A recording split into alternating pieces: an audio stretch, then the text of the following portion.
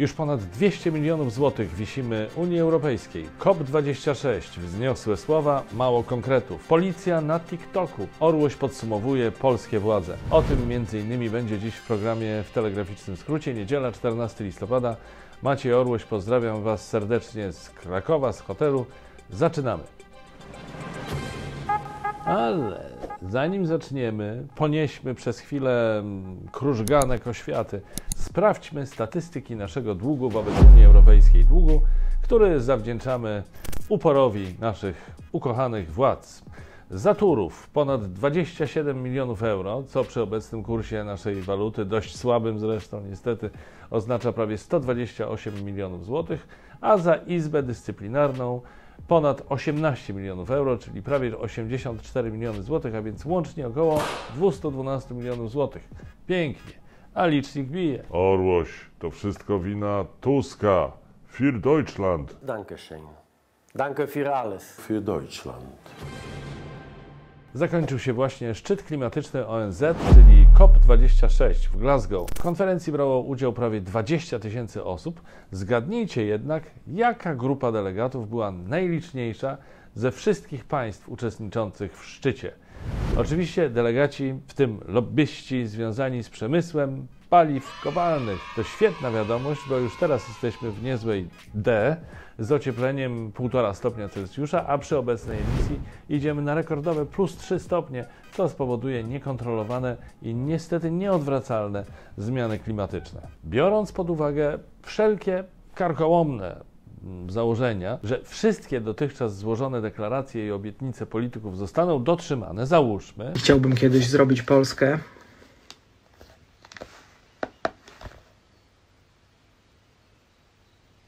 która będzie właśnie taka. Temperatura na Ziemi i tak ociepli się o ponad 2 stopnie Celsjusza i jak jesteśmy w D, to zaczniemy się w tej D rozgaszczać. Jest wpyte. Life is great. Parafrazując słynne stwierdzenie Stefana Kisielewskiego. Jedną z takich deklaracji jest zobowiązanie się ponad 100 podmiotów do wycofania silników spalinowych do 2040 roku, a na wiodących rynkach do 2035 roku. Podczas konferencji padło wiele pięknych słów i wyświechtanych frazesów. Wszyscy zgromadzeni decydenci zarzekali się, jak bardzo leży im na sercu nasza przyszłość. Może dlatego w tym samym czasie subsydia dla przemysłu paliw kopalnych to blisko 11 milionów dolarów na minutę. Na minutę. Wszystko po to, aby kilku miliarderów wzbogaciło się o dodatkowe miliardy. Kurtyna. O, nawet tam jest coś w rodzaju kurtyny. O, kurtyna. Teraz nieco lżejszy temat. Zbliża się bowiem wielkimi krokami Black Friday. W tym roku wypada 26 listopada. Dlatego dobrze się składa, że partnerem dzisiejszego odcinka jest Letty Shops. Pomyślałem, że ze względu na zbliżający się Black Friday i święta może Wam się przydać okazja do zaoszczędzenia. Robiąc zakupy poprzez stronę Letty Shops można dodatkowo otrzymać świetny cashback. Działa to tak, że sklepy płacą Letty Shops prowizję za reklamy, a Letty Shops 50 do 70% tej prowizji oddaje swoim użytkownikom w postaci cashback. Dodatkowo z okazji Black Friday właśnie Letty Shops urządza konkurs, w którym wartość nagród to 100 000 złotych. Aby wziąć w nim udział, wystarczy zarejestrować się na Letty Shops, zrobić tam zakupy za co najmniej 10 zł i odpowiedzieć na pytanie konkursowe, czyli proste, prawda? Codziennie pojawiają się cashbacki w różnych sklepach, warto być czujnym, niczym minister Czarnek tropiący lewactwo w polskich szkołach, bo często procent cashback wzrasta 5 czy 10-krotnie. Linki macie w opisie filmu. Życzę szczęśliwych łowów. Dramatyczna sytuacja na granicy polsko-białoruskiej trwa niestety. Niedawno białoruscy żołnierze podjęli się zniszczenia części polskiego ogrodzenia. Jest to kolejna z wielu prowokacji. Gdy media skupiają się na wielu innych aspektach tego kryzysu, ja chciałbym poruszyć temat pomijany. W tym wszystkim przecież mamy żołnierzy, funkcjonariuszy Straży Granicznej, którzy wykonują rozkazy. Jednocześnie przyglądają się pogłębiającemu się dramatowi. Jak w rozmowie z TVN24 mówi doktor habilitowany Przemysław Sadura, socjolog, który wraz z dr Sylwią Urbańską prowadził badania na granicy polsko-białoruskiej, sytuacja funkcjonariuszy jest co najmniej trudna.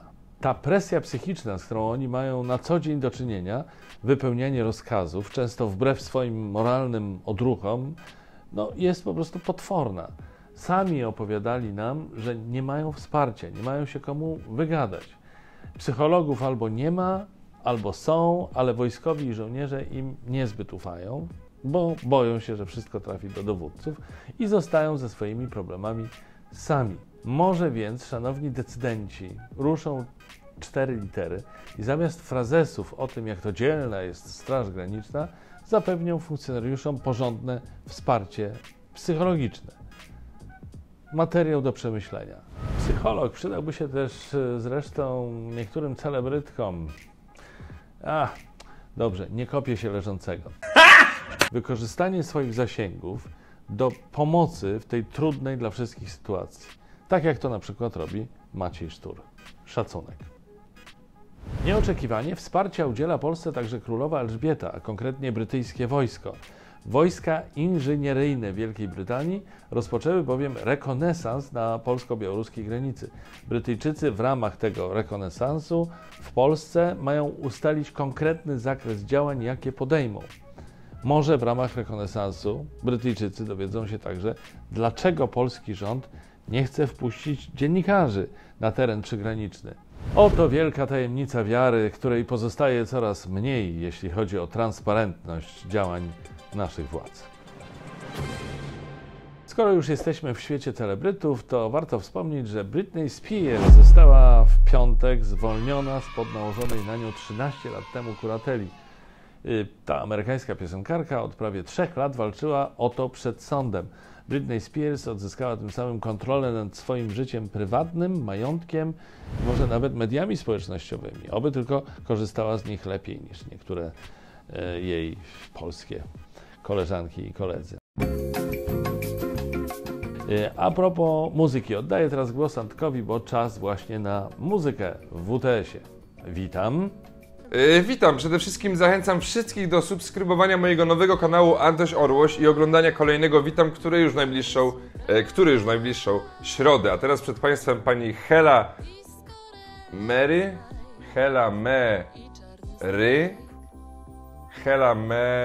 Pani Hela Mary w utworze Disco Yolo. W sumie to fajna nazwa. Odpływam stąd, wyłączcie prąd. Disco polo, mówią jolo. Wypadam stąd, tańczę pod prąd. Disco relax, weź materac.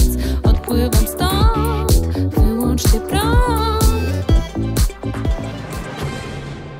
Przy okazji zerknijcie proszę na kanał na YouTubie Witam, kanał Antka Orłosia.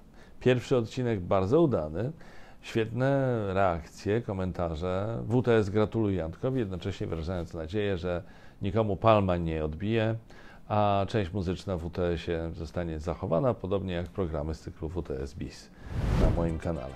Bardzo na to liczymy, Antosiu.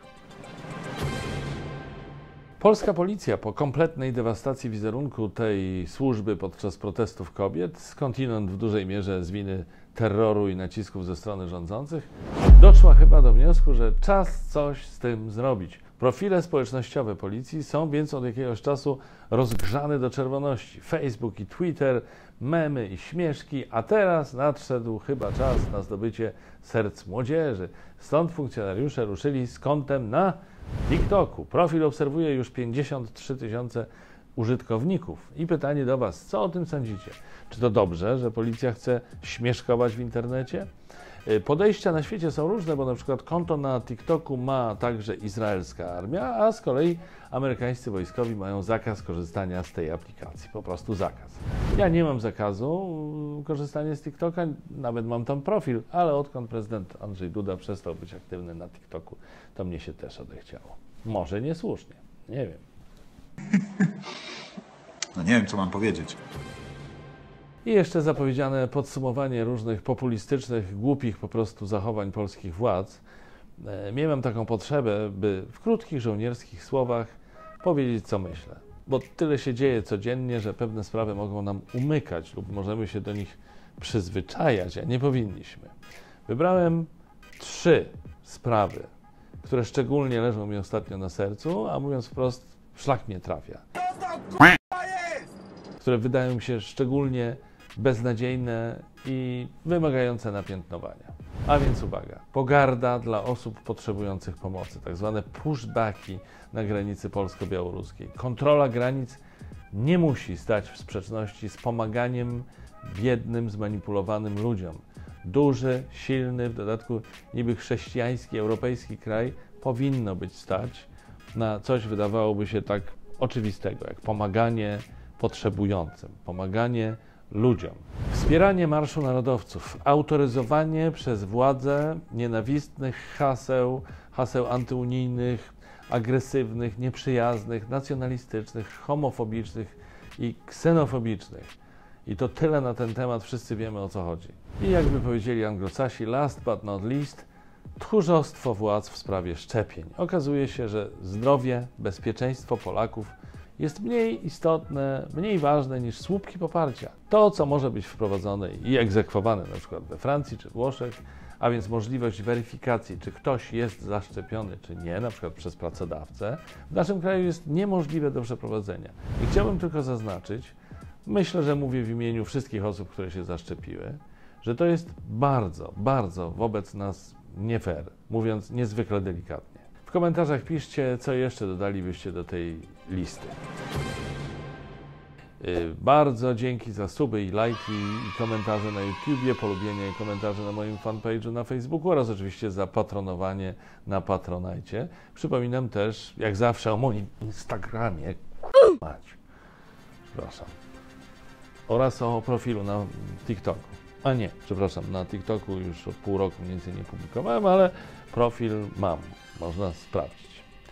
I to już dziś wszystko. Widzimy się w WTS-ie w czwartek. Trzymajcie się. Cześć.